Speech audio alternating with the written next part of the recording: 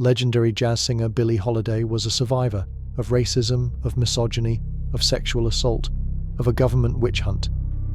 But in the end, she could only survive so much. Be sure to watch until the end, because there is a lot of information that you are not going to want to miss. This is the infuriating true story behind the United States versus Billie Holiday. Billie Holiday is by far one of the greatest jazz singers ever, and her story is as powerful as her music.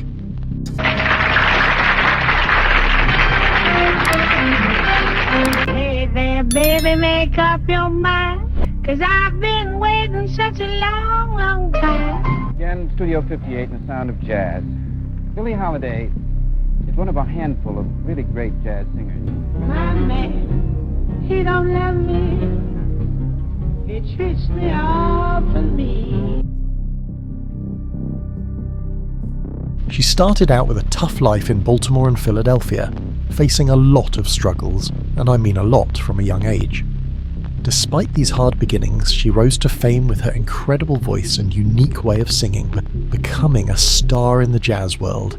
In her 1956 book, Lady Sings the Blues, Billie Holiday shared her life story, earning both praise and criticism. Some critics pointed out that she stretched the truth a bit and worried that her book just made more people think jazz was all about a rough lifestyle that they wrongly believed was typical for black people. Holiday didn't hold back in her book, sharing the harsh realities of her life, including poverty, sexual violence, prostitution, and drug use. Maybe it even fed a stereotype. She sometimes made her story seem tougher than it was. For example, she starts her book by revealing that when she was born in Baltimore on April 7th, 1915, her mum was only 13 and her dad was 16. They didn't get married until she was 3 years old. In truth, her mother, Sadie Fagan, was 19, and her father, Clarence Holiday, was 17 when she was born, and they never married. Despite the embellishments in her memoir, one constant in all versions of her story is that Clarence left when Billie, originally named Eleanor Fagan and born in Philadelphia, was just a little girl. Later on, she chose her stage name, Billie Holiday, by taking Billie from her childhood favourite movie star Billy Dove, and Holiday from her father's stage name, which he used while playing guitar. John Swed points out in his 2015 book Billie Holiday, the Musician and the Myth. Much of what we think we know about Holiday, however, is questionable, and over time accounts of her life have been bent to serve some other purpose than telling her story. John Swed noted that even Billie Holiday's FBI file was minimal, and at least half a dozen biographies have tried to distinguish fact from fiction in her life story. Later writers have questioned why there wasn't more focus on her music. Nearly all researchers on Holiday agree that despite her fame as a singer and entertainer, her true skill as a musician was greatly underestimated, both during her lifetime and for many years after. Despite the potential unreliability of Billie Holiday as a narrator, her memoir, Lady Sings the Blues, laid the foundation for all subsequent works about her. She received a $3,500 advance for the book and earned 65% of the proceeds, while her co-author and friend William Dufty got 35%. Her story went on to inspire the 1972 movie also titled Lady Sings the Blues, in which Diana Ross played the tragically fated singer. Despite Diana Ross' powerful performance, which earned an Oscar nomination, the 1972 biopic Lady Sings the Blues was criticised for its cliched depiction of Billie Holiday's life, portraying it as a series of tragedies involving men who mistreated her and fueled her drug addiction. More recently, the film The United States versus Billie Holiday also faced mixed reviews. However, Andra Day's performance in her debut major acting role was widely praised, helping to elevate Lee Daniels' direction above a typical flat portrayal of an artist as merely a troubled figure. Andra Day's performance as Billie Holiday, which won her a Golden Globe and an Oscar nomination, effectively captures Holiday's musical style and stage presence. She was comfortable in the glamorous outfits and gardenias Holiday was known for. Importantly, Day portrayed Holiday as a talented artist who, despite her success, was visibly tired and dealing with challenges like addiction to heroin and alcohol. Holiday was a strong woman, but her circumstances and the people around her limited her options. It was the most unhealthy thing I've ever done for my physical body, for my voice, for everything, and maybe my mental state too, Andra Day shared on Apple Music's The Message. reflecting on her intense preparation for playing Billie Holiday. To get into character, she smoked heavily and often drank gin on the rocks, habits that were out of character for her but helped her capture Holiday's essence. Despite the physical toll, Day described the experience as spiritually enriching and one of the most rewarding and challenging of her career. Despite her deep admiration for Billie Holiday, Andra Day initially had no desire to portray her, concerned that not doing the role justice could negatively impact Holiday's legacy. Lee Daniels, the director, also had initial doubts about Day's suitability for the role. When Andra Day first heard about the movie being made, her reaction was laid back.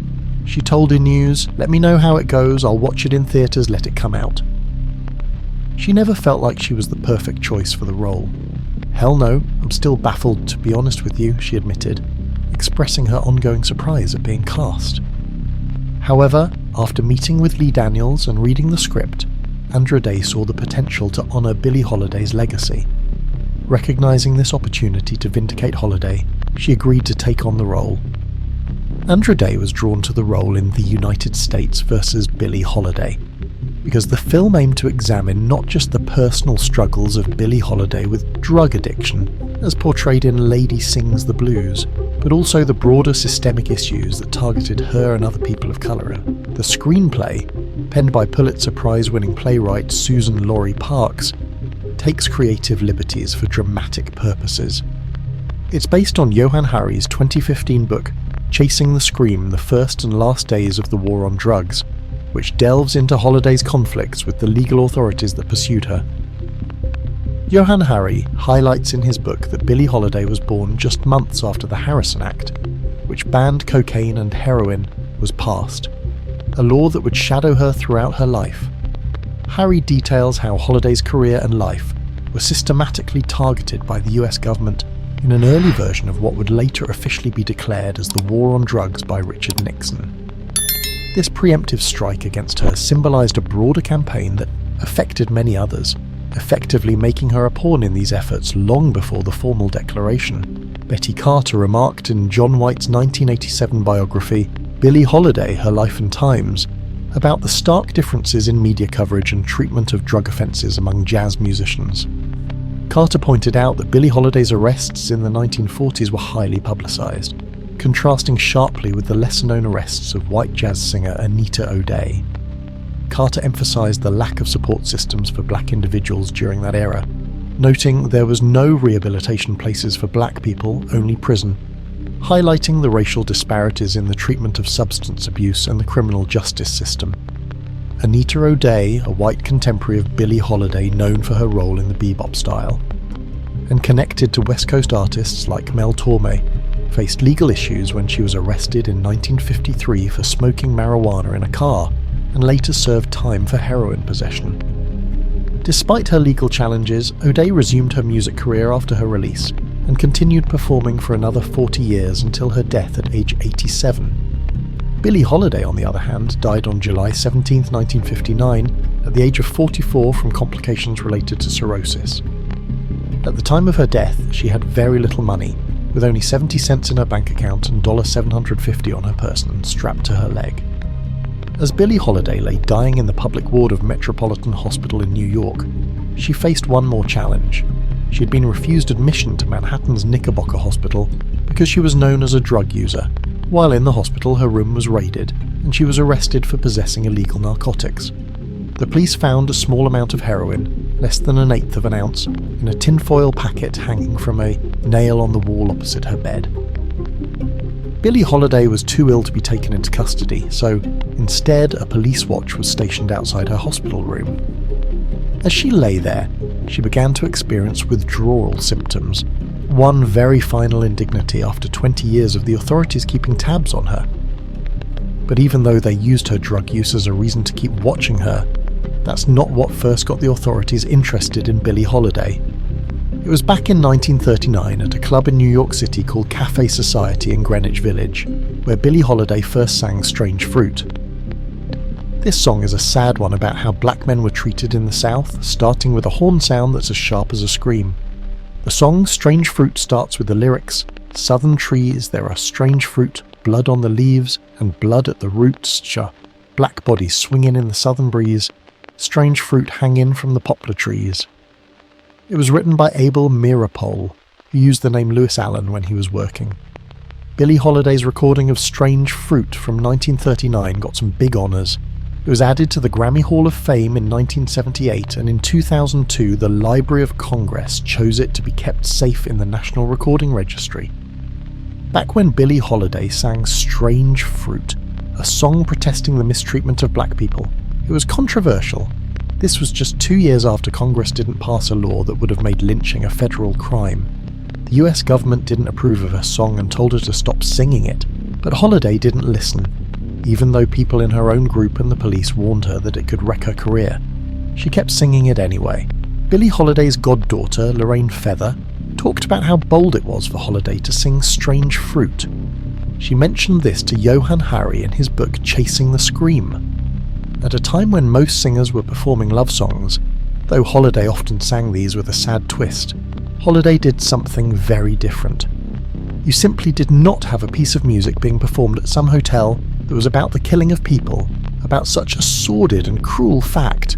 It was not done, ever, Feather explained.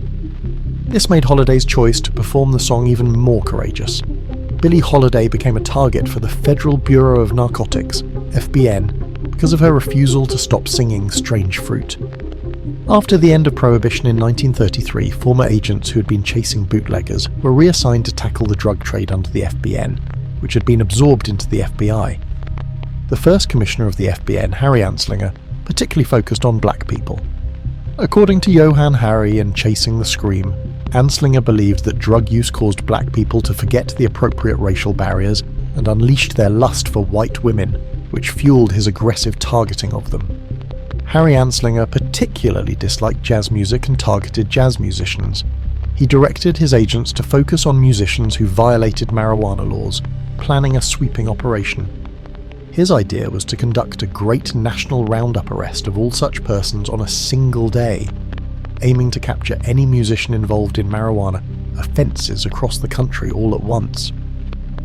This directive was part of his broader campaign against drug use and his bias against the jazz community. Even after being told to ease off on his campaign against jazz musicians, Harry Anslinger continued to focus specifically on Billie Holiday. Harry Anslinger specifically targeted jazz musicians, so the FBN had it out for Billie from the very start. He never let up on Holiday, you see. He wanted Billie one way or another. Johann Hari, after reviewing Anslinger's personal letters and documents, observed that he stayed particularly fixated on her. Harry Anslinger was determined to target Billie Holiday, who openly used alcohol and drugs to cope with her personal struggles and pain. This focus on Holiday was part of his broader effort to enforce drug laws against high-profile individuals. Billie Holiday once acknowledged her struggles with substance abuse to a friend, saying, "I got a habit and I know it's no good, but it's the one thing that makes me know there's a person called Billie Holiday. I am Billie Holiday." This quote, noted by Johann Hari, highlights how she viewed her addiction as a part of her identity. After being raped at 10 by a 40-something-year-old neighbour, Holiday was sent to a Catholic reform school, where one time, as punishment for misbehaviour, she was locked overnight in a room with a dead person. Her attacker was sentenced to 5 years in jail. At 14, she moved into a brothel where her mother was employed. Billie Holiday recounted in her memoir, Lady Sings the Blues, her first encounters with jazz music, noting humorously, "I guess that I'm not the only one who heard their first good jazz in a whorehouse." She also shared in an interview included in Hear Me Talking to Ya, a collection of conversations with musicians, how her mother viewed jazz as sinful. Holiday recalled that her mother would have punished her quickly if she caught her listening to jazz, as they were expected to listen to hymns or similar types of music during that time. When her mother, Sadie, couldn't afford to take care of her, Billie Holiday was forced to leave home and eventually turned to sex work to support herself. This part of her life led to her first incarceration. Billie Holiday, also known as Lady Day and called the greatest musical influence by Frank Sinatra, started singing almost by accident. She was looking for work as a dancer in Harlem and had tried every bar and club. At one place, Pod's and Jerry's, later called the Log Cabin, she was about to be turned away again when she asked if they needed a singer instead. The owner let her sing a couple of songs, and she was so good that she made the customers cry. That's how she began her singing career. Billie Holiday was singing at Manette's Supper Club in Harlem when she caught the eye of John Hammond, a record producer at age 17. Hammond arranged for her to have her first recording session in 1933 with Benny Goodman's orchestra. She later toured with Count Basie and made history as the first non-white singer to perform with Artie Shaw's band. However, she quit working with Shaw because she was tired of being treated differently due to her race, like having to use the freight elevator and back door while the rest of the band used the main facilities meant for white people. Billie Holiday's first husband, trombonist Jimmy Monroe, reportedly introduced her to opium, even though she had preferred marijuana throughout the 1930s. In her memoir, Lady Sings the Blues, she mentions that a person she referred to as a white boy in Dallas called Speck taught her how to inject heroin. Trumpet player Joe Guy, with whom Billie Holiday had a relationship during her marriage, was also a heroin addict. Like others in her circle, including actress Tallulah Bankhead, he played a role in enabling her drug use.